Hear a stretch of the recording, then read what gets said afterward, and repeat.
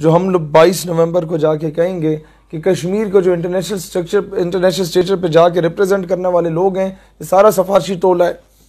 ये MNAs और MPs के बच्चे, जब ये आपके इस्लामाबाद क्लब में ब्यूरोक्रेट्स के बच्चे बैठते हैं हर संडे को जाके, तो ये डिस्कस किया जाता है कि जनाब अच्छा तुम सिंगापुर होके आए हो, अच्छा मैं चाइना के विजिट पे गया हुआ था सरकारी खाते में, तो मैं तो कहीं नहीं गया। वो जाके अब्बास जी से सिफारिश करवाता है, वो कहता है जी कश्मीर का डेलीगेशन जा रहा है, तो मैं उसमें इनका ला देते हैं।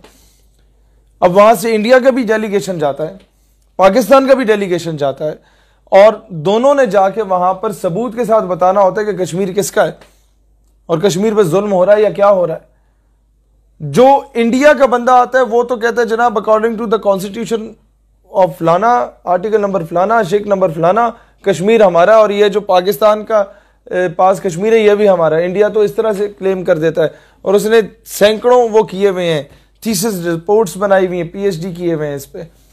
हमारा जो जाता है बंदा, वो उल्लू का पट्टा रात को शराब कबाब की महफिल में बैठा हुआ होता है, वो औरतों के साथ एंजॉय कर रहा होता है, वो बार्स में बैठा हुआ होता है, क्योंकि सफारशी टोला होता है ना।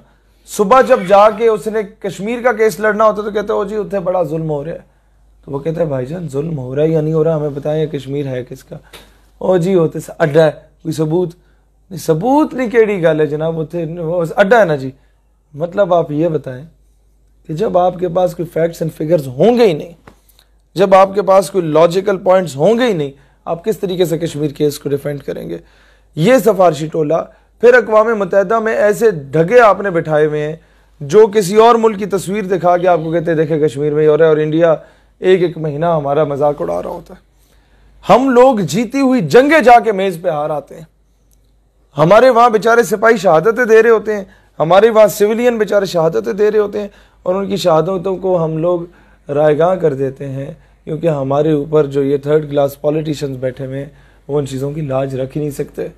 उनमें से आधों के बिजनेस इंडिया के साथ चल रहे हैं, किसी न किसी का जो बिजनेस है उसका थर्ड पार्टनर इजराइल में बैठा हुआ है, किसी के अमेरिका में बैठे हुए।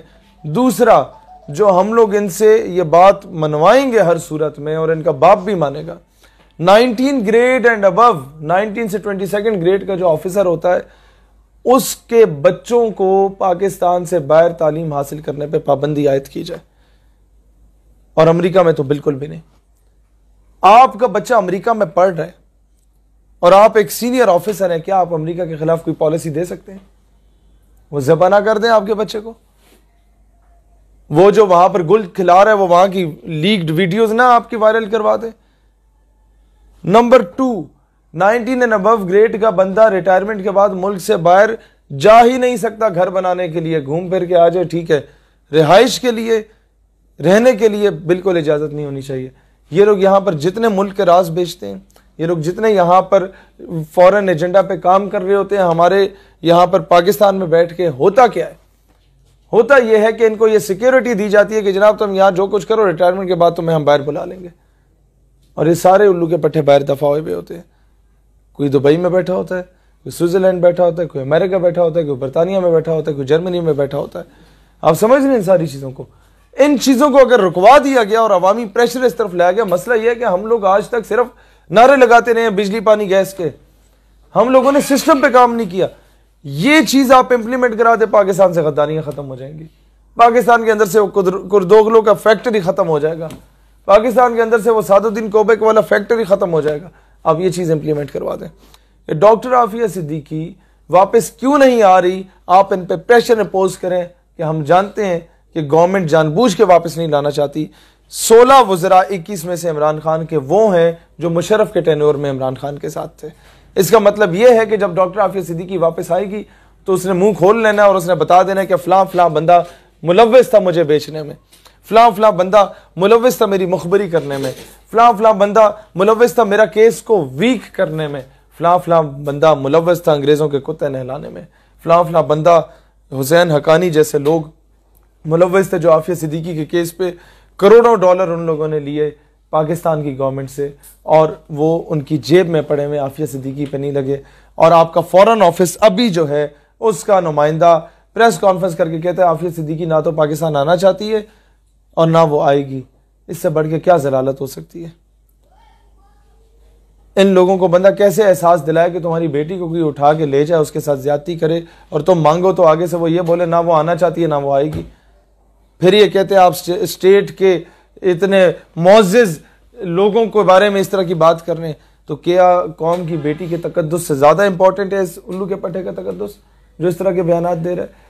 मसला ये है, हम लोग कीमे वाले नान या बिरयानी की प्लेट से आगे जा ही नहीं सके कभी।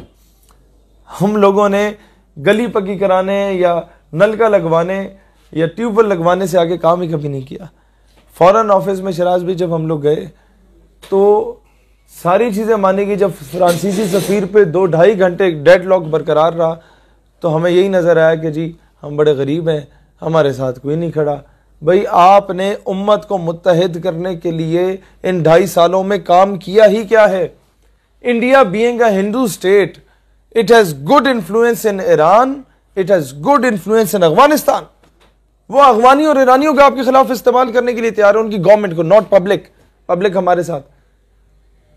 हम बीइंग अ मुस्लिम स्टेट क्यों नहीं अपना इन्फ्लुएंस बना सके?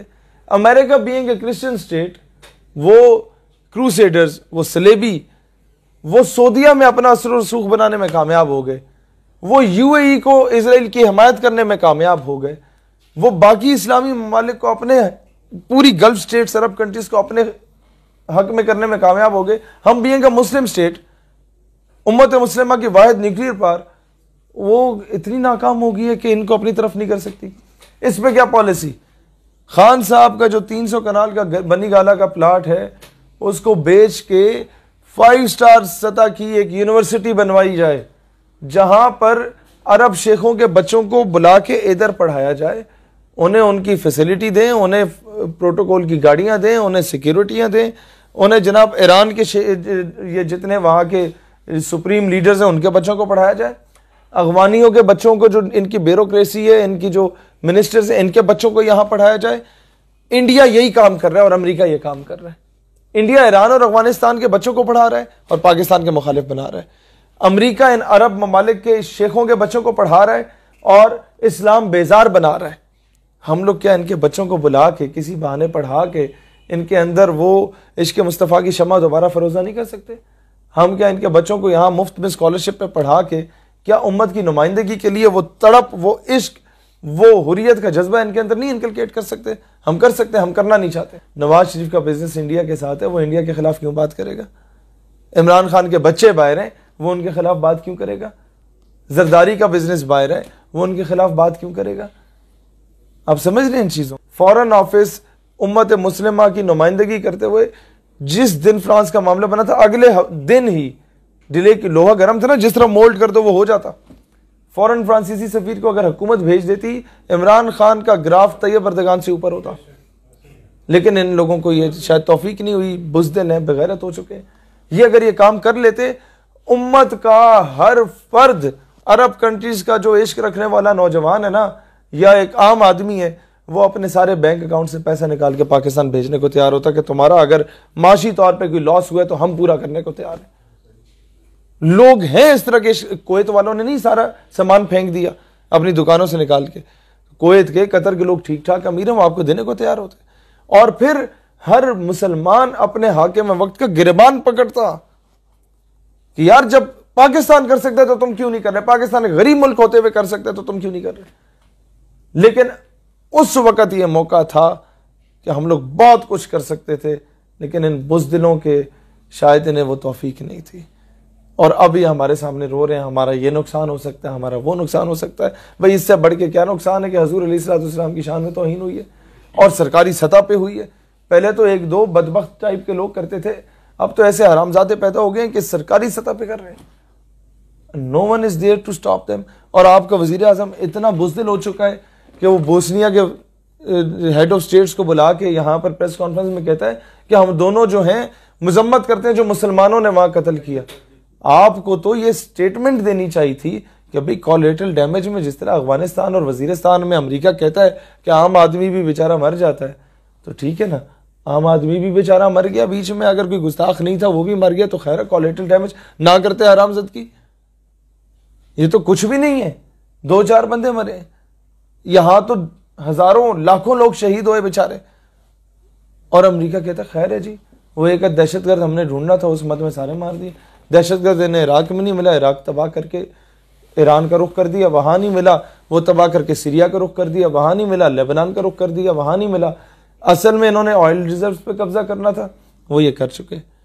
इन्होंने कोल रिजर्व्स पे कब्जा करना था, वो ये कर चुके। पूरी दुनिया की मईशत, इस्लामी ममालिक की मईशत को निचोड़ के खा चुके हैं ये लोग, और हम लोग आज भी इनकी गुलामी पे डटे हुए हैं। हम लोग अमेरिका को गालियां ज़रूर देते हैं, लेकिन अमेरिका की गुलामी से निजात हासिल करने के लिए अमली तौर पे हमारी गवर्नमेंट कोई किरदार अदा नहीं कर रही।